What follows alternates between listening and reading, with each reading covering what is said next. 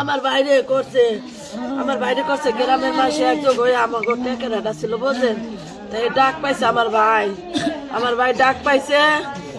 ঢেরা কইছে কি তুই টেকেরাটা ডাক ছাইরা দে।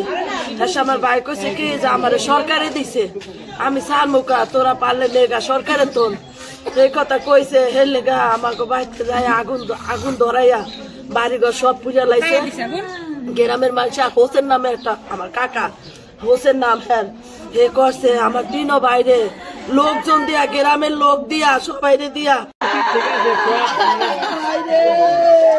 আজকে আমরা যেটা জানতে পেরে আমরা এখানে বালির ব্যবসা, নর্মালি বালির ব্যবসা এবং অন্যান্য কিছু ব্যবসা সংক্রান্ত বিষয়ে এখানে শাহজাহান মতিন গ্রুপ এবং হচ্ছে সাইফুল গ্রুপ, এই দুই গ্রুপের মধ্যে হচ্ছে সংঘর্ষ হয় এবং আমরা যেটা দেখতে পেয়েছি সেটা সাইফুল গ্রুপের, তারা সাইফুল এবং আতাউর ওই যে মতির এবং শিকদার গ্রুপের আক্রমণে তারা দুজন নিহত হয় এবং হচ্ছে আরো একজন হচ্ছে গুরুতর অবস্থায়, তাদের এক ভাই অলি গুরুতর আহত অবস্থায় এখন হসপিটালে ভর্তি আছে।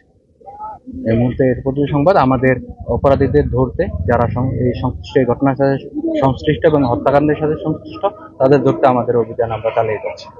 মারা গেছে কে? সাইফুল এবং আতাউর। সরি, আশঙ্কাজনক কি আছে?